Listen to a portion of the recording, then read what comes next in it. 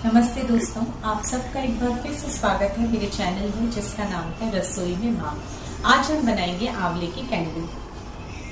आंवले की कैंडी बनाने के लिए फ्रेंड्स मैंने ये आधा किलो आंवले लिए हैं। आप चाहें तो जितनी भी मात्रा में ये आंवले की कैंडी आप बना सकते हैं। तो ठीक है, हम शुरू करते हैं।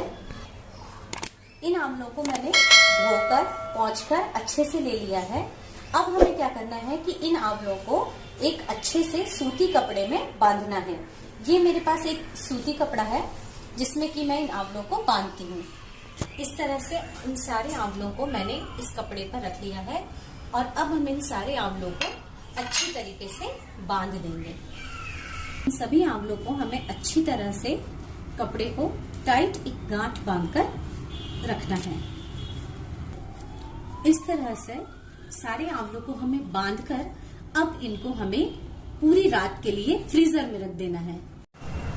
हाँ तो दोस्तों देखो, रात भर मैंने इन आंवलों को इस तरीके से फ्रिज में रखने दिया है और सुबह इसको मैं निकाल नहीं पाई थी, तो अभी दोपहर हो गया है और अब मैंने इसको निकाला है। लेकिन इससे कोई फर्क नहीं पड़ता है अगर ये पूरी रात पूरा दिन नेक्स्ट रात भी फ्रीजर में रह जाएगा, तो इसके लिए कोई परेशान होने की बात नहीं है। बस इतना ध्यान रखना कि जब आप इन आंवलों को निकालेंगे ना, तो ये देखिए आवाज सुन पा रहे हैं आप, ऐसे आवाज आना चाहिए जैसे इसमें पत्थर हो। बस इस तरह की आवाज अगर आंवलों से आ रही है ना, तो समझ लीजिए हमारे आंवले अब हमें बाहर निकालने के लिए रेडी हैं।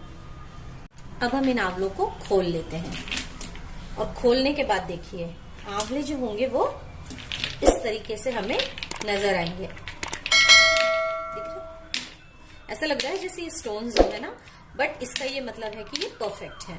अब हम क्या करेंगे, इन आंवलों को इस तरह से एक स्टेनर में, चाहे ये आपके पास चलनी हो या कोई परात हो, थाली हो, आपके पास जो भी हो, उसमें इस तरीके से इन आंवलों को हम निकाल के और कम से कम 6 से 7 घंटे के लिए ऐसे ही छोड़ देंगे जब तक कि इन आंवलों से इसका पानी निकल ना जाए। देखिए अब हम को इन आंवलों को ना बाहर निकाले हुए पूरे 6 से 7 घंटे हो गए और ये जो आंवले हैं ना ग्रीन से व्हाइट हो गए हैं। देखिए, और इस तरह से ना जब हम इनको ऐसे दबाएंगे ना, तो ये बहुत अच्छे से दबेंगे। मतलब इनका पानी निकलने के बाद ना एकदम ये सॉफ्ट हो गए हैं। अब हम क्या करेंगे, इसके नेक्स्ट प्रोसेस में जाएंगे और इस आंवले को हम, वैसे तो अगर इसी तरह से प्रिक किया जाए तो ये निकल जाता है। हम इसमें एक हल्का सा कट ऐसे लगाएंगे और जैसे ही हम ये कट लगाएंगे उसके बाद एक एक कली जो होती है ना आंवले की, वो बहुत ही सुंदर से निकल के एक एक कली बाहर आ जाएगी अपने से। इसके लिए हमें कोई एक्स्ट्रा मेहनत करने की जरूरत नहीं है। ये देखिए इस तरह से कितनी सुंदर कलियां ये अपने आप बाहर आ रही हैं। बस थोड़ा सा इसको हल्के से दबाएं और ये एक एक करके ये सारी कलियां इस तरीके से निकाल लें। तो देखिए फ्रेंड्स, मैंने ये 1 किलो आंवले की कलियों को इस तरह से निकाल लिया है और इन कलियों को निकालने में मुझे सिर्फ 10 मिनट लगे हैं। फ्रेंड्स, ये जो प्रोसेस है ना आंवले की कैंडी बनाने का, थोड़ा सा लेंदी जरूर है, लेकिन आप विश्वास कीजिए ये आंवले की कैंडी बनेगी पूरे अपने पोषक तत्वों के साथ।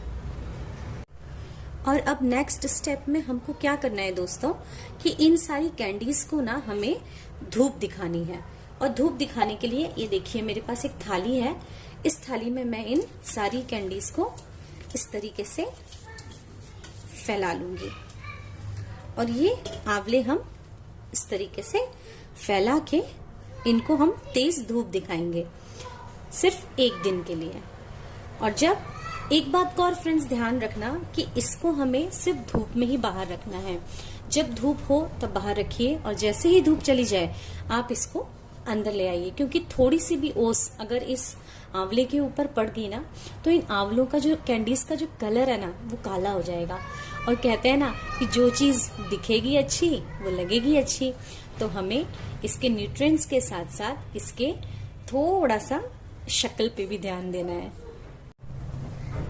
देखिए 1 दिन हमने इसको अच्छे से तेज धूप में रखा है और उसे निकालने के बाद इस तरीके से आप देखिए, मैं आपको और अच्छे से पास करके दिखा देती हूँ।